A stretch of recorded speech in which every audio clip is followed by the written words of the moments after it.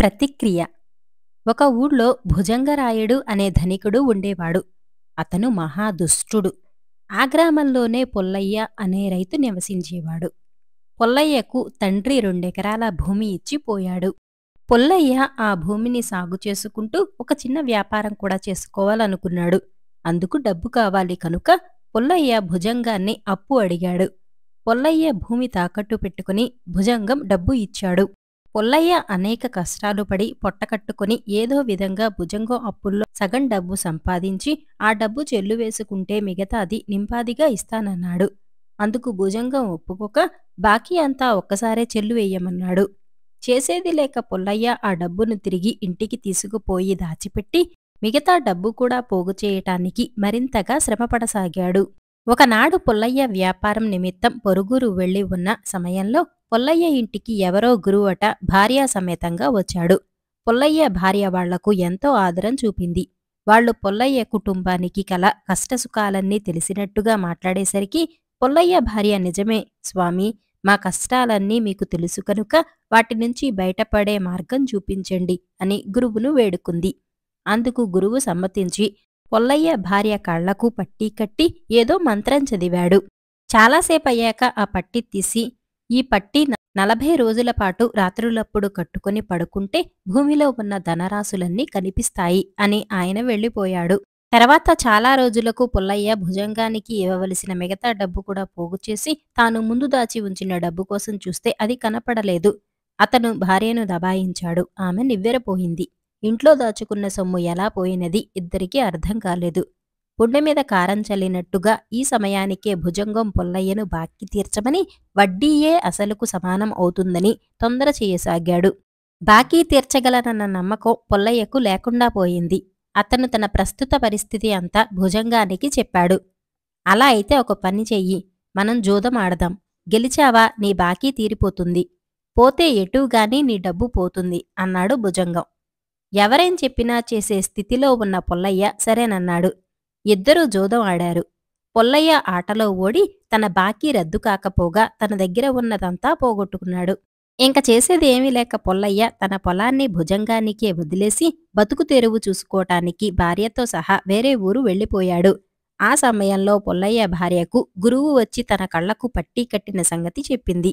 అప్పుడే తన ఇంట దొంగతనం జరిగి ఉంటుంది, ఇది భుజంగం పనే అని పుల్లయ్య రూఢి చేసుకున్నాడు. కాని ఇప్పుడు తాను చేయగలిగినది ఏమీ లేదు. భుజంగం ఇలాంటి కుయుక్తులతో ఎంతోమంది రైతుల పొలాలు కాచేశాడు. తాను చేరిన ఊరులోనే ఒక షావుకారు వద్ద పుల్లయ్యకు పని దొరికింది. పుల్లయ్య పనిలో చేరిన కొద్ది రోజులకు షావుకారు తన పొలంలో బావి తవ్వించటం ప్రారంభించాడు. అందుకు ఒక కూలీల జట్టును మాట్లాడుకున్నాడు.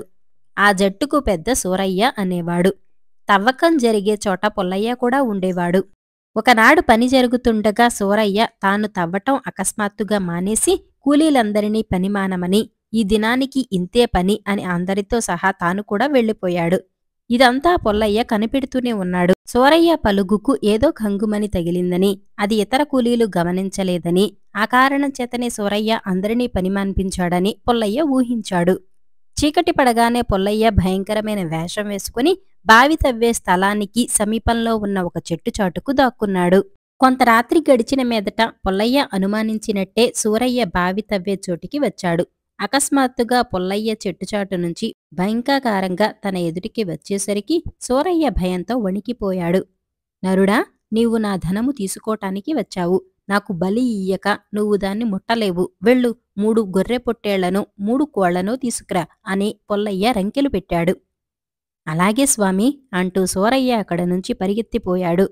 సూరయ్య కనుమరుగు కాగానే పుల్లయ్య తన వేషం తీసేసి షావుకారు ఇంటికి వెళ్లి సంగతి అంతా చెప్పి ఆయనను వెంటపెట్టుకుని బావి తవ్వే చోటికి వచ్చాడు. సూరయ్య తవ్వుతూ పని నిలిపిన చోట పుల్లయ్య తవ్వేసరికి ఒక హండా బయటపడింది. దాని నిండా వెండి, బంగారాలు, మణిమాణిక్యాలు ఉన్నాయి. ఇద్దరూ కలిసి అతి కష్టం మీద ఆ హండాను పైకి తీసి షావుకారు ఇంటికి చేరవేశారు. షావుకారు పుల్లయ్య చేసిన మేలుకు కృతజ్ఞతగా ఏం కావాలో కోరుకోమన్నారు. మీ సొత్తు మీకు దక్కింది, అంతే చాలు. నా సొత్తు మా ఊరి భుజంగం కాచేశాడు అంటూ పుల్లయ్య తనకు జరిగిన అన్యాయమంతా షావుకారుకు చెప్పాడు. షావుకారు కొంచెం ఆలోచించి, మీ భుజంగానికి ప్రతిక్రియ చేద్దాం అన్నాడు. తర్వాత కొద్ది రోజులకు భుజంగం ఉండే వీధిలోకి ఒక ధనికుడు కొత్తగా దిగి ఒక మేడ అద్దెకు తీసుకున్నాడు. ఒకనాడు ఆ ధనికుడి నౌకరు ఒకడు భుజంగం వద్దకు వచ్చి 4 బంగారు నాణేలకు చిల్లర ఇయ్యమని అడిగాడు. వాటిని చూడగానే భుజంగం కళ్ళు జిగేలుమన్నాయి. ఇవి ఎక్కడివిరా నీకు అని అడిగాడు. మా షావుకారివి దొరా, వారికి చిల్లర కావాలిట అన్నాడు నౌకరు. తర్వాత వాడు భుజంగంతో రహస్యంగా అట్లాంటివి తన యజమాని దగ్గర చాలా ఉన్నాయని చెప్పాడు. ఆ సంగతి విన్న మీదట భుజంగానికి ఆ ధనికుడి స్నేహం చేయాలని బుద్ధి పుట్టింది. అతను ధనికుడి పరిచయం సంపాదించి స్నేహపూర్వకంగా అతని పూర్వోత్తరాలు రాపట్టాడు. ఆ ధనికుడి వద్ద ఉన్న డబ్బంతా అతని సొంతం కాదు. ఇది పరమరహస్యం. మా తండ్రి ఆయన రాజుగారి ధనాగారానికి ఒక రహస్య ద్వారం తెలుసుకొని నాకు చెప్పాడు.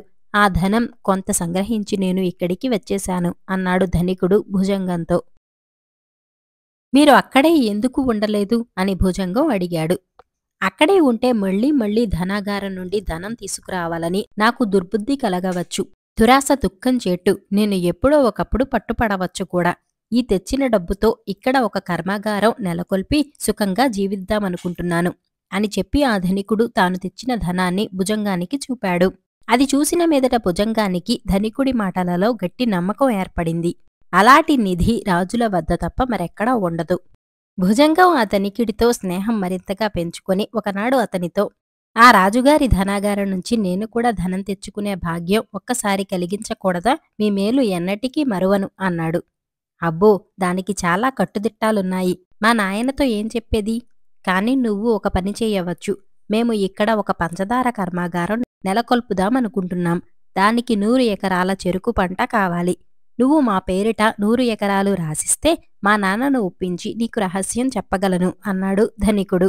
భుజంగం, సరేలేండి, ఎవరు మాత్రం వృత్తిలేనిదే పనిచేస్తారా అని మర్నాడు ఆ ధనికుడి పేర 100 ఎకరాల పొలం రాసిన పత్రం తీసుకువచ్చాడు. ఇద్దరూ రహస్యంగా ఒక గదిలో చేరి మాట్లాడుకోసాగారు. ధనికుడు భుజంగం రాసి ఇచ్చిన పత్రం తీసుకుని పరిశీలిస్తున్నాడు. ఆ సమయంలో తలవని తలంపుగా ఒక ప్రభుత్వోద్యోగి ప్రత్యక్షమయ్యాడు. అతన్ని చూడగానే ధనికుడు తాను చూస్తున్న పత్రాన్ని చప్పున జేబులో దాచుకున్నాడు. ఆ అధికారి ధనికుడితో, నీ రహస్యం తెలిసిపోయింది, పద రాజుగారి దగ్గరికి. నిన్ను రాజుగారు ఉరికంబం ఎక్కించబోతున్నాడు అని గుడ్లు అప్పగించి చూస్తున్న భుజంగాన్ని చూసి, వీడెవడు? నీ తోడు దొంగ, వీణ్ణి కూడా నీ వెంట తీసుకురా అన్నాడు. అతను పాపం ఏమీ ఎరుగడు, చుట్టపు చూపుగా వచ్చిన పెద్ద మనిషి అంటూ ధనికుడు అధికారితో ఏమేమిటో చెప్పుతూ ఉండగా భుజంగం చల్లగా జారుకున్నాడు.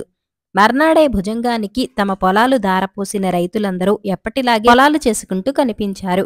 అతడు వాళ్లను, ఏమిటిరా మీ దౌర్జన్యం? ముందు బయటకు పొండి, నా పాకీలు తీర్చకుండానే పొలాలలోకి ఎవరినడిగి దిగారు అని అడిగాడు.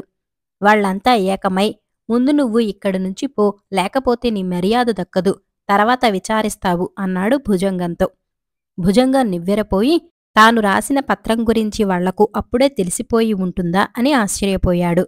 పొల్లయ్య ముందుకు వచ్చి ఒక పత్రం చూపించి, మా పొలాలపై నీకున్న హక్కు ఇందులో వదులుకున్నావు, జ్ఞాపకం లేదా అని అడిగాడు. పొల్లయ్య తన యజమాని అయిన షావుకారు సహాయంతో నాటకం ఆడి తన పొలమే కాక ఊళ్ళో ఇతర రైతుల పొలాలు కూడా ఎవరివి వాళ్లకు తిరిగి వచ్చేటట్టు చేశాడు. చిరునవ్వు చిరనిద్ర. మొఘల్ చక్రవర్తి అయినటువంటి అక్బర్ పాదుషాకు అబుల్ ఫజుల్ అనే అంతరంగికుడు ఉండేవాడు. అబుల్ ఫజుల్ చక్రవర్తికి కుడి భుజమన్నమాట. అతనెంత చెబితే అంత ఆయనకు. ఒకరోజున పాదుషా మాంచి సంతోష సమయంలో ఉండగా చూచి అతడు ఇలా విన్నవించాడు. దేవరా, మన ప్రభుత్వంలో అంతా చక్కగానే సాగిపోతున్నది. ప్రజలంతా సుఖంగా ఉంటున్నారు. అక్బర్ చక్రవర్తి వంటి దయాశీలుణ్ణి మరెక్కడా చూడబోము. వారి రాజ్యంలో జన్మించటం మన అదృష్టమే అని పిన్నా పెద్ద చెప్పుకుంటూ ఉన్నారు. ఈ విధంగా ఏలికను కీర్తికాంత వరించటం బాగానే ఉంది కాని అని ఊరుకున్నాడు.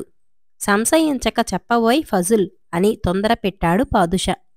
అంతటా అబుల్ ఫజుల్ మళ్లీ అందుకున్నాడు. ప్రభూ, అబ్బాయిగారు సలీము తమ కొలువులోని నాట్యకత్తె అయిన అనార్కలి పైన మక్కువ కలిగి ఉన్నట్టు తెలిసింది.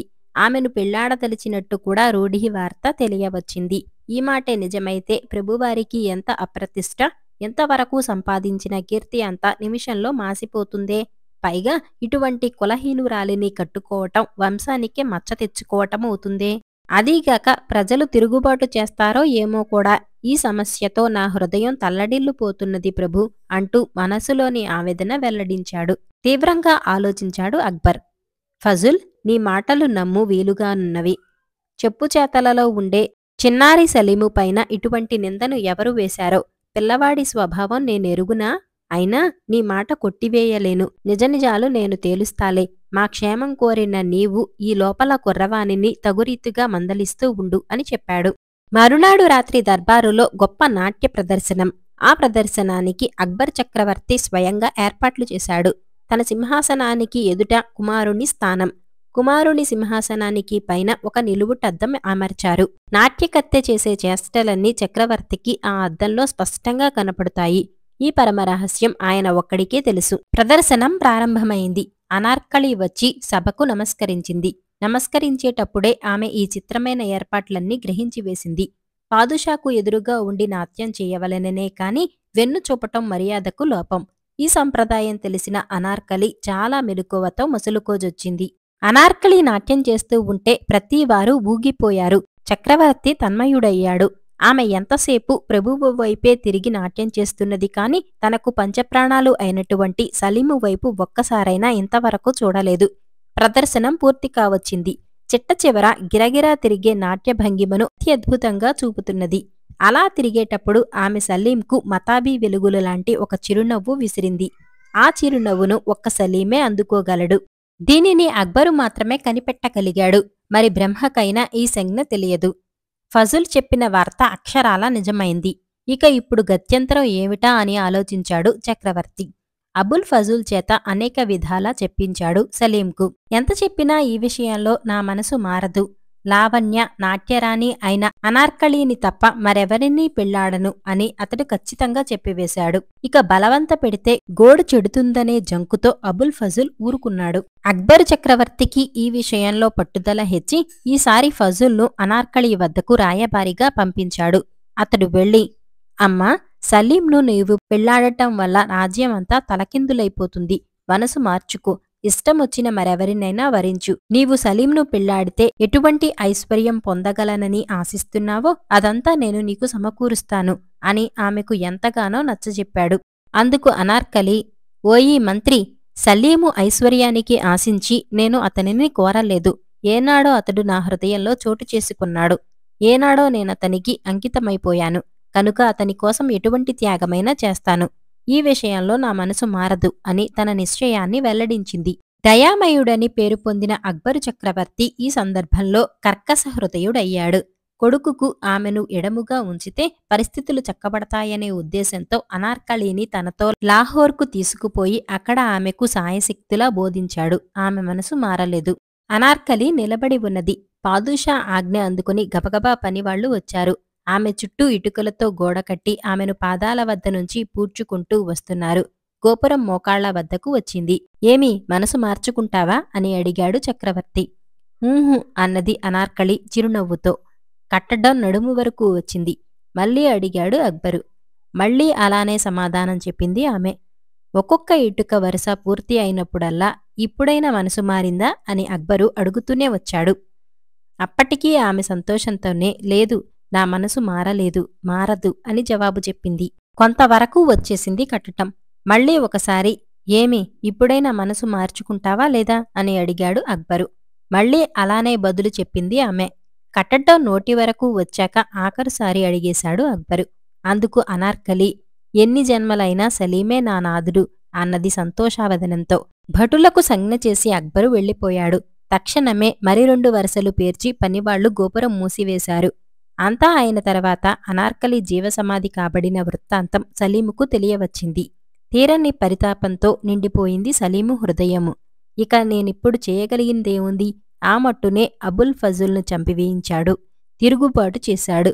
గద్దె ఎక్కాడు. తన ప్రేమకు నిదర్శనమైన అనార్కలి పేరుతో ఒక అందమైన ఆరామం నిర్మించి అందులో అపురూపమైన భవనం కట్టించాడు.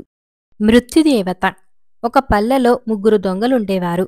దగ్గరగా ఉన్న ఒక కొండలోయలో వాళ్లు దాక్కొని ఆ దారేపోయే బాటసారుల పైన పడి రోజు దోచుకుంటూ ఉండేవాళ్లు. ఒకనాడు వాళ్లలా లోయలో పొంచి ఉండగా కొండనుంచి పరిగెత్తుకొస్తూ ఒక సన్యాసి కనపడ్డాడు. వాళ్లా సన్యాసిని ఏ పెద్దపులో తరుముకొస్తుందనుకున్నారు.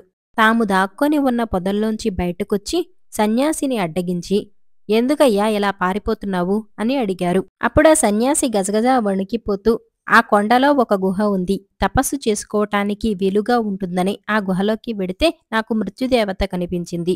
ఇంక ఒక్క క్షణం నిలబడినా అది నన్ను చంపేస్తుందని భయమేసి పారిపోతున్నాను. నన్ను ఆపకండి" అన్నాడు. ఆ మాటలు విని వాళ్ళు ఆశ్చర్యపడి, "ఏమిటి మృత్యుదేవత? ఎంతకాలము నుంచి దొంగతనాలు చేస్తున్నాము, దోచుకుంటున్నాము. ఈ కొండ పక్కనే ఎంతో మంది బాటసారుల బుర్రలు పగలకొట్టి వాళ్ల డబ్బు దస్కం లాక్కుంటూ ఉన్నాము. మాకెప్పుడూ కనపడలేదే ఆ మృత్యుదేవత? ఏది? ఎక్కడుందో వచ్చి చూపించు" అన్నారు. ఆయన రానంటే వినక వాళ్ళు ఆయన్ని బలవంత పెట్టారు. ఇక తప్పదనుకొని సన్యాసి వాళ్ళని గుహలోకి తీసుకువెళ్ళాడు. వాళ్ళు గుహలో కొంత దూరం వెళ్లేటప్పటికి ఎదురుగుండా ఒక పెద్ద ధనరాశి ఒకటి కనపడింది. అందులో ఉన్న బంగారం, వెండి ధగధగా మెరిసిపోతూ కళ్ళు మిరిమిట్లు కొలిపాయి. వాటి కాంతికి గుహలో చీకటిపోయి గ్యాసు లైటు పెట్టినట్లుంది. దొంగలు ముగ్గురు ఆ రాశి చూస్తూ నిలబడిపోయి తమ కళ్లను తామే నమ్మలేకపోయారు. ఇక్కడ మన కళ్లకు కనిపిస్తున్న ధనరాశి నిజమైనదేనా? మాయ కాదు కదా? మనం కలకనటం లేదు కదా? మన జీవితంలో ఎన్నడైనా ఇంత పెద్ద ధనరాశి ఒక్కచోట పోగుచేసి ఉండటం చూచి ఎరుగుదుమా? ఆహా! ఎంత అదృష్టం! భాగ్యమంటే నిజంగా మనదే భాగ్యం అని వాళ్ళు అలా నిలబడిపోయి చూస్తుంటే సన్యాసి, "అన్నలారా, చూశారు కదా ఈ ధనరాశిని? ఇదే మనుష్యుల పాలిటి మృత్యుదేవత. ఇంకా ఇక్కడ ఒక్క నిమిషమైనా ఆగకండి, చంపేస్తుంది. నేను పోతున్నాను, మీరు కూడా పారిపోండి" అని చెప్పి అక్కడ నిలబడక తుర్రుమన్నాడు. ఏది కావలిస్తే అది ఇచ్చే ఈ ధనలక్ష్మిని మృత్యుదేవత అంటాడేమిటి సన్యాసి అని వాళ్ళు ఆశ్చర్యపోయారు. వాడి మాటలకేం, పిచ్చివాడు అనుకుంటూ ఆ సొమ్మును పంచుకుందామని వాళ్ళు లెక్కపెట్టటం మొదలెట్టారు. లెక్కపెట్టటానికి 100, 1000, లక్షలు, కోట్లు ఉన్నాయి ఆ రాశిలో. ఎంతసేపు లెక్కపెట్టినా తరగలేదు ఆ రాశి. వాళ్లకి చేతులు నొప్పి పుట్టాయి, ఆయాసం వచ్చింది, ఆకలి వేసింది. అప్పుడు వాళ్లల్లో ఒకడు, "నేను పల్లెలోకి వెళ్లి భోజనం చేసి మీకు భోజనం తెస్తాను. నే వచ్చేదాకా మీరిద్దరూ ఈ రాశిని కాపలా కాస్తుండండి. తర్వాత ముగ్గురం పంచుకుందాం" అన్నాడు. ఆ మిగతా ఇద్దరు సరే అని వాణ్ణి పల్లెకు పంపారు. పల్లెకు పోతూ దారిలో వాడు ఇలా అనుకున్నాడు, "వీళ్ళిద్దరూ ఎంత మూర్ఖులు! తమకి నిజంగా నేను అన్నం మోసుకురావడానికే వెడుతున్నాననుకుంటున్నారు. అంతేకాని ఈ ధనమంతా నేనొక్కడ్నే దక్కించుకోవటానికి మంచి ఉపాయం ఆలోచించుకుని వెడుతున్నానని ఈ తెలివి తక్కువ నాగమ్మలకి తెలీదు. తెలివి లేకున్నా డబ్బులో వంతు మాత్రం కావాలట. 3 వంతులు వేస్తారట, నాకొక్క వంతట. చూద్దాం, ఒక్క నాణెమైనా వీళ్ళకి దక్కనివ్వక అంతా నేనే పుచ్చుకుంటాను" అని అనుకుని తన ప్రయత్నం సఫలమై ఆ సొమ్మంతా తనకు చిక్కాక దానితో ఏమేం చెయ్యాలా అని ఆలోచించుకుంటూ పల్లెకు పోయాడు. వాడు గుహ వదిలి వెళ్లిన తర్వాత మిగతా ఇద్దరిలో ఒకడు రెండో వాడితో, "అరే అబ్బి, చూశావా వీడి తెలివి? తను తిరిగి వచ్చేదాకా మనం కాపలా కాయాలట. తాను వచ్చి మనతో ఈ సొమ్ము పంచుకుంటాడట. మంది ఎక్కువైతే మజ్జిగ పలచబడిపోతుందన్న సంగతి నీకు తెలిసిందే కదా? మనం వీడికి వాటా ఇవ్వకూడదు" అన్నాడు. ఆ మాట విని రెండోవాడు, "ఇవ్వకూడదనే నేను అనుకుంటున్నాను. కాని వీణ్ణి వదిలించుకోవటం ఎలాగా?" అని అడిగాడు. "దానికేముంది, వాడు తిరిగి వచ్చేవేళకి మనిద్దరం గుహ ద్వారం దగ్గర దాక్కొని ఉండి వాడు లోపల అడుగు పెట్టటం తడవుగా మనం దుడ్డుకర్రలతో మోది చంపేస్తే సరి, శని విరకటైపోతుంది" అని సలహా చెప్పాడు. అందుకు రెండోవాడు ఒప్పుకున్నాడు. వాళ్ళిద్దరూ తమ బడితెలతో సహా గుహద్వారం వద్ద కాచుకున్నారు. కొంతసేపటికి పల్లెకు వెళ్లినవాడు భోజన పదార్థాలతో తిరిగి వచ్చాడు. వాడు గుహలో అడుగు పెట్టటంతోనే అక్కడ పొంచి ఉన్న మిగతా ఇద్దరూ తమ దుడ్డుకర్రలతో వాడి తల పగలకొట్టి చంపేశారు. ఇలాగా వాడా ధనరాశికి బలి అయ్యాక వాళ్ళిద్దరూ తమ వంటిమీద పడ్డ రక్తాన్ని కడుక్కొని వాడు తెచ్చిన భక్ష్యాలను గుహలోకి తీసుకుపోయి ఆ ధనరాశికేసి చూస్తూ, "ఈ డబ్బంతా మనదే కదా" అని లొట్టలు వేసుకుంటూ ఆ భక్ష్యాలు తిన్నారు. తిని ఇన్ని నీళ్లు తాగారు. వెంటనే వాళ్లకి వికారం వచ్చి కడుపులో చెయ్యి పెట్టి కలిపినట్లుగా బాధ పెట్టింది. మరి కాసేపటికి ఆ బాధ ఎక్కువై తాము తిన్న అన్నంలో విషం ఉందన్న సంగతి వాళ్లకు బోధపడింది. అప్పుడు వాళ్లల్లో ఒకడు రెండోవాడితో, "చూశావట్రా అబ్బి, ఈ దుర్మార్గుడు ఎంత ద్రోహం చేశాడో! మనకిద్దరికీ ఇలాగ విషం పెట్టి చంపేసి ఈ డబ్బంతా తనే దక్కించుకుందాం అనుకున్నాడు" అని తిట్టటం మొదలెట్టాడు. రెండోవాడు, "ఒరేయ్, వాణ్ణి అనటం ఎందుకు? మనమేం తక్కువ చేశామా? లింగాన్ని మింగేవాడొకడైతే గుడిని మింగేవాడొకడున్నట్లు మనం వాడికంటే ఎక్కువ ద్రోహాన్నే చేశాం. ఇంతవరకు అన్నదమ్ముల్లాగా కలిసిమెలిసి తిరిగిన మనకి ఈ రోజున ఈ ధనరాశి కనపడి మనలో దుర్బుద్ధి పుట్టించి ఒకళ్ల చేత ఒకళ్లని నాశనం చేయించింది. ఆ సన్యాసి దీన్ని మృత్యుదేవతని చెప్పి పారిపోతే మనం ఆయన్ని పిచ్చివాడని గేలి చేశాం. ఆయన చెప్పినదెంత నిజమో చూడు అన్నాడు. చేతులు కాలాక ఆకులు పట్టుకుంటే ఏం లాభం? మరి కాసేపటికే ఆ విషం వల్ల బాధ ఎక్కువైపోయి ఇద్దరూ ఆ ధనరాశి ముందర గిలగిలా తన్నుకుంటూ చచ్చిపోయారు.